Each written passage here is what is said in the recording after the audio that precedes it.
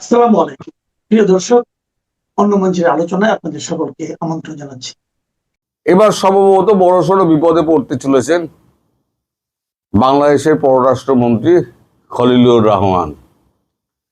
তিনি মরিশাসে বসে তিনি যে প্রেস স্টেটমেন্টটা দিয়েছেন যে গঙ্গা জলবন্টন চুক্তি হবে ভারতের সঙ্গে বাংলাদেশের সম্পর্ক স্থাপনের প্রথম পরীক্ষা। এই যে ড্যামেজিং স্টেটমেন্টটা, বাংলাদেশের ড্যামেজ কতটা হয়েছে সে তো বাংলাদেশ জানে,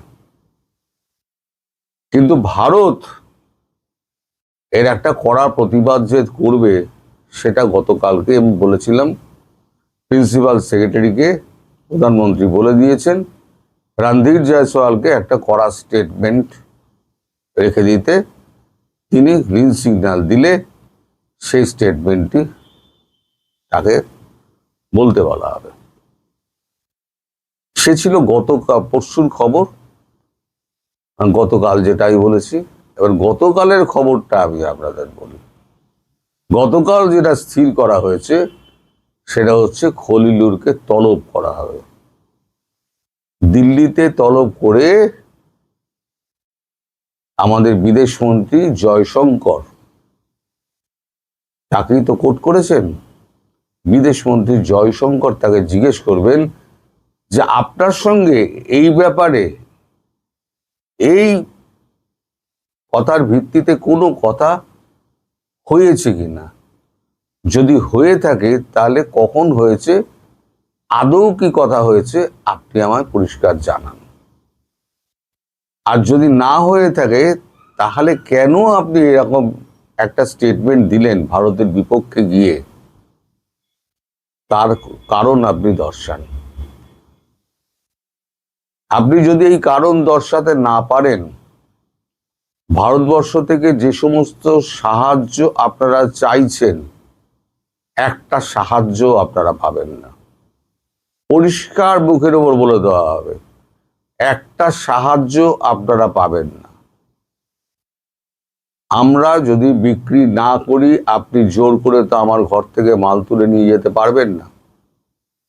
আমরা আপনাদেরকে দিই মাল, আমাদের ক্রেতার অভাব নেই। এই এত বড় ট্যারিফ গেল, ট্যারিফ দিয়েতে কিন্তু সবার কিন্তু জিডিপি পড়েছে। ভারতের জিডিপি কিন্তু 6 থেকে 8.2% উঠে গেছিল। পেট্রোল নিয়েও ভারতের কোনো সমস্যা নেই। সারা পৃথিবীর পেট্রোল নিয়ে সমস্যা হতে পারে, কিন্তু ভারতের কোনো সমস্যা হবে না। ভারত পার্শ্ববর্তী রাষ্ট্রগুলোকে যথাকিঞ্চিৎ সামান্য তেল দিয়ে নিজেরটা চালিয়ে নিতে পারবে। আমাদের তৈল শোধনাগারগুলো যেগুলো রয়েছে সেগুলো দিয়ে কিন্তু আমরা সমস্ত রকমের তেল, আমরা ক্রুড অয়েল আমরা কিন্তু জোগাড় করে নিতে পারি। এবং ক্রুড অয়েল থেকে যে সারটা বেরোয় সেটাই খেতি বাড়িতে ব্যবহার করা হয়। ফলে আমাদের যে ক্রুড অয়েল বেরোচ্ছে, সার বেরোচ্ছে ক্রুড অয়েল থেকে, তাতে আমাদের দেশে সার আমরা চালিয়ে নিতে পারবো এবং আমাদের যা স্টক করা আছে 6 মাসের, সেই স্টক থেকে মিলিয়ে মিশিয়ে আমরা চালিয়ে নিতে পারবো। কারণ ওই ব্লকেড, এগুলো খলিলুরকে বলবে না, এগুলো আমি বলছি, ওই যে ব্লকেড, ওই ব্লকেড কিন্তু আমেরিকাকে সরাতেই হবে। ডোনাল্ড ট্রাম্প একজন মিথ্যেবাদী লোক, তিনি কখন কি বলেন তার কোনো ঠিক নেই। এখন গতকালকে উনি বলেছিলেন যে চায়না নাকি অস্ত্র দেওয়া বন্ধ করে দেবে। চায়নাতে একটা দীর্ঘ স্টেটমেন্ট দিয়েছে, আমার সঙ্গে মানে ট্রাম্পের কোনো কথাই হয়নি। অর্থাৎ সেখানেও একটা মিথ্যে কথা উনি বলেছেন। আর ব্লকেট করে যেটা হয়েছে সেটা ওনার নিজের দেশের মানুষের অবস্থা খারাপ হয়ে গিয়েছে। আপনারা খোঁজ নিয়ে দেখবেন, আপনাদের যদি আত্মীয় স্বজন বন্ধু বান্ধব থাকে, বিভিন্ন স্টেটে $3 থেকে তেলের দামটা বেড়ে 6 থেকে 8 ডলার হয়েছে পার ব্যারেল, এই পার গ্যালন। আমি সত্য বলছি না মিথ্যা বলছি, সেটা আপনারা আপনাদের আত্মীয় স্বজন, বন্ধু বান্ধব বা যারা রয়েছে তাদেরকে একবার জিজ্ঞেস করে নেবেন। ফলে এই পরিস্থিতিতে ভারত কিন্তু তার তেল আমদানি কিন্তু যথারীতি চালিয়ে যাচ্ছে রাশিয়া থেকে, প্রচুর পরিমাণে ক্রুড অয়েল, যা এনে বিদেশে সাপ্লাই করত ভারত, ইউরোপিয়ান ইউনিয়নে সাপ্লাই করার রাস্তা এখন বন্ধ, কারণ হরমুজ প্রণালী তো বন্ধ করে দিয়েছে, ব্লকেট করে দিয়েছে। ভারত যাবে না। আর জোর করে যদি ভারত যেতে চায়, ভারত গিয়ে আরামসে গিয়ে ইরান থেকে তেল নিয়ে আসবে, তোর বাপের ক্ষমতা থাকলে তুই আটকে দেখা। এই অবস্থায় যখন তেলের এত সংকট, মূল্য বৃদ্ধি এই জায়গায় পৌঁছেছে, বিদ্যুৎ নেই, হামে শিশু মারা যাচ্ছে, সম্প্রতি নাকি টিকা আসছে শুনলাম, কিন্তু যতটা ড্যামেজ হওয়ার ততটা ড্যামেজ হয়ে গিয়েছে। এখন ফার্দার যাতে ড্যামেজ না হয় তার জন্য এখন একেবারে মানে বৃহৎ আকারে একটা প্রোগ্রাম নিয়ে ওই শিশুদের টিকা দিতে হবে, যাতে আর ভবিষ্যতে আর না ছড়ায়। কিন্তু এইভাবে যদি গরম চলে, এই গরমে শিশুরা ঘেমে গিয়ে তাদের হাম কিন্তু প্রাদুর্ভাব কিন্তু আরো বাড়বে।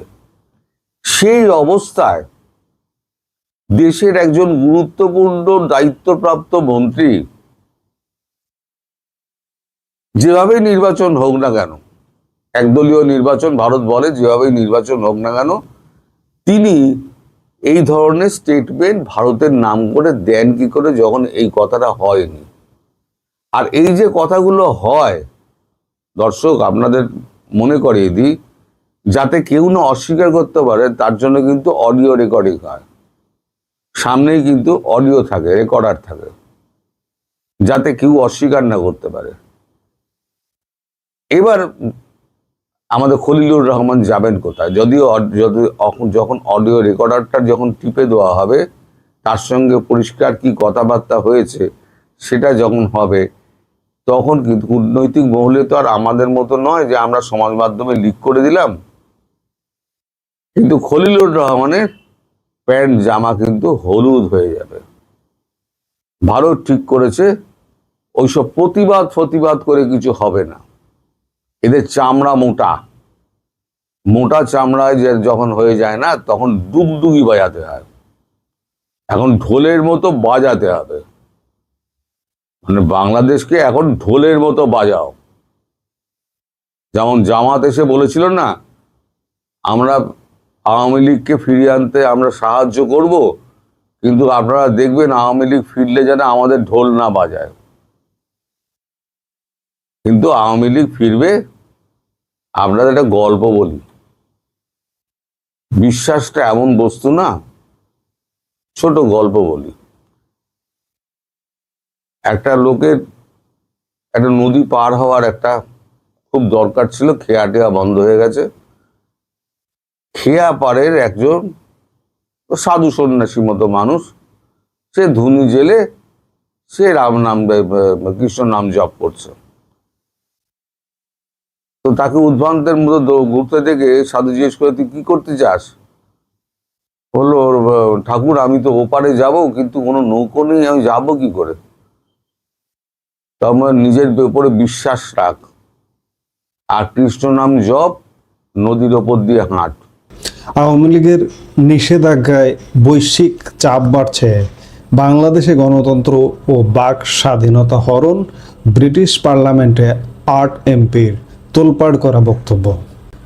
বাংলাদেশে চলমান রাজনৈতিক পরিস্থিতি ও গণতন্ত্রের ভবিষ্যৎ নিয়ে এবার সুদূর লন্ডনের ব্রিটিশ পার্লামেন্টে বইছে আলোচনার ঝড়। বিশেষ করে বাংলাদেশে গণতন্ত্রের বর্তমান অবস্থা, বাক স্বাধীনতা হরণ এবং আওয়ামী লীগের মতো একটি বড় রাজনৈতিক দলকে নিষিদ্ধ করার গুঞ্জন নিয়ে গভীর উদ্বেগ প্রকাশ করেছেন 8 জন প্রভাবশালী ব্রিটিশ সংসদ সদস্য।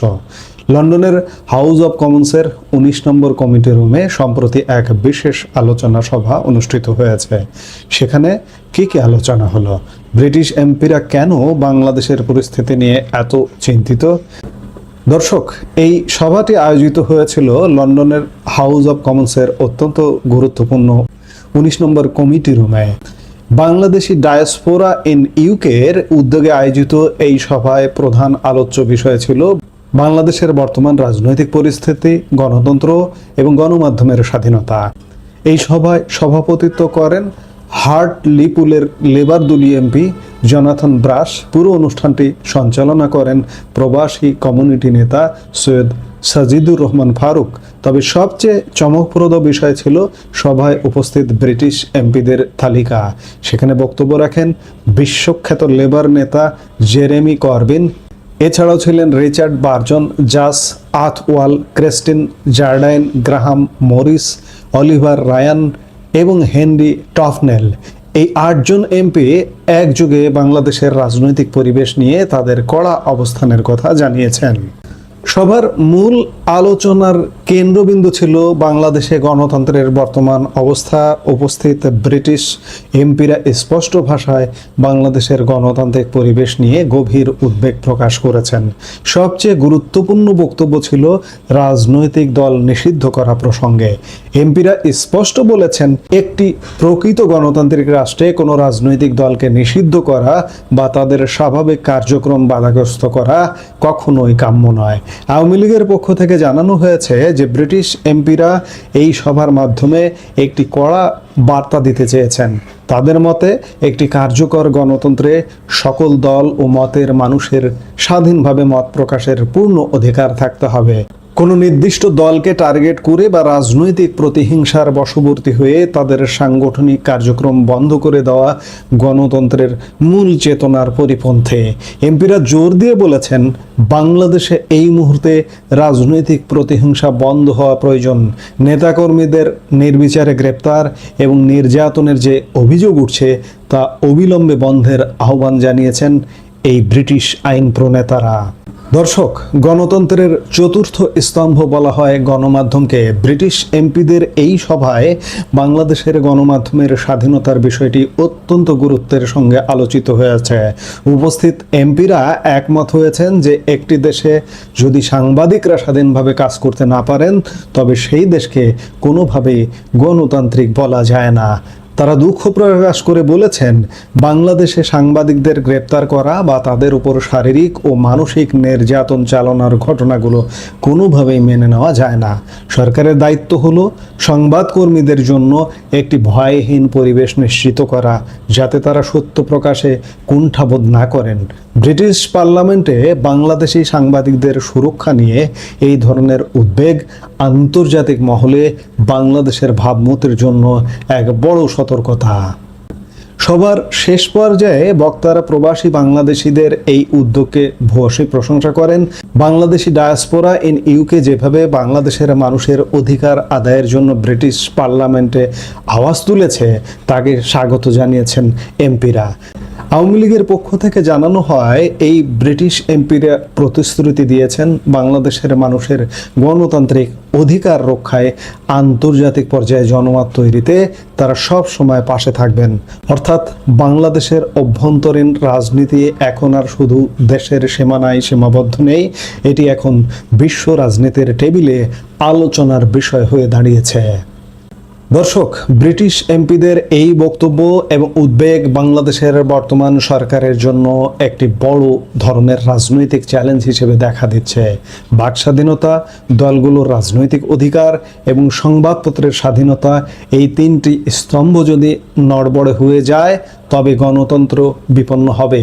ব্রিটিশ পার্লামেন্টের এই 8 এমপির সুর এখন বিশ্ববাসীর কাছে কী বার্তা দিচ্ছে সেটিই দেখার বিষয়।